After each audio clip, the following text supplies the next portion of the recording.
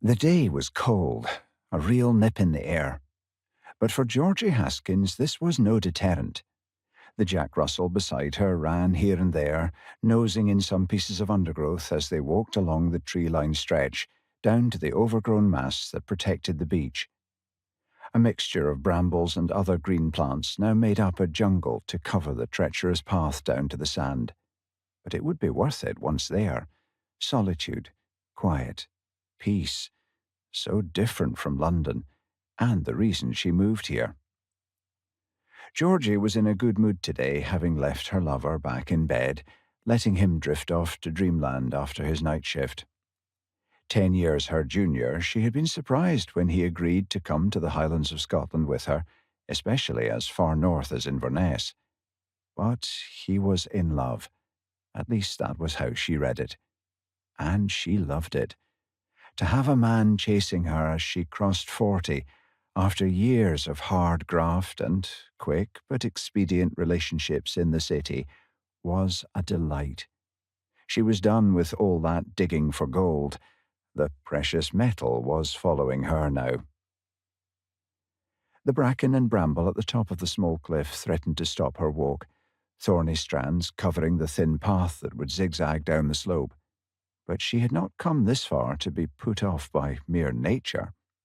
Stretching out a gloved hand, she pushed back the foliage, and then nearly fell over her little dog as he passed between her feet, pushing on ahead. Still, she was okay. Continuing down the path, Georgie made slow progress but was undeterred. It was only her second time here, but she hoped it would become a routine. Once the path was negotiated, the whole of a secluded beach was your own. There was even a rock feature that opened up to the height of a person, and that led to a small separate inlet of the tide, somewhere to sit and dip your feet. She imagined in the summer she could bring her Romeo down here, and they could soak up the sun, if it actually got warm enough, and then make love in the sand. Maybe that was a bit much, as it was not total seclusion, but she might bear a little more than normal and tease him. Now that was unusual. A thin column of black smoke was rising from the building on the grass verge at the sand.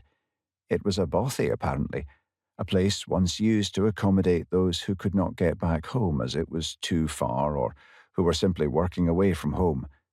Georgie was not sure of the detail, but it was basically a small house with very little inside except a single room and a spot for a fire.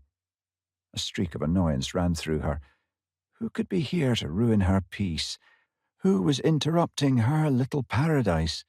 She had come all the way from London to experience this. Where the hell had they come from? And there was that bloody dog running over to say hello to them as well. It took Georgie another 5 minutes to clear the path. As she set her feet onto the grass verge, her dog was barking at her, jumping up and down, excited. Reaching down, she stroked the back of his head, telling him he was a good boy, and generally hoping he would run off in another direction, so that she would not have to meet whoever was inside the Bothy. Her mind was drifting back to this morning, joining her lover in the shower, and taking the remaining energy the night shift had not stolen. Yes, that was something to dwell on at the beach. But the dog was on another wavelength. Despite having had the animal for 8 weeks, she still had not decided on a name for the creature, and so he was simply Dog.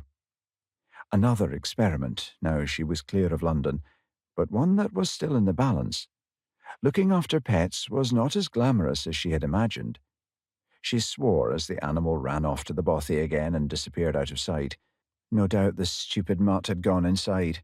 She was going to have to talk to someone now. Walking slowly towards the building and trying to get her face into a friendlier scowl, Georgie wondered at the lack of noise. Normally, when Dog barged in on people, there was a commotion, or maybe a friendly greeting and a bit of jovial debate. But there was nothing, except his bark. The sun disappeared behind a cloud as Georgie rounded the corner of the Bothy, and she felt a chill from the November air nipping at her cheeks.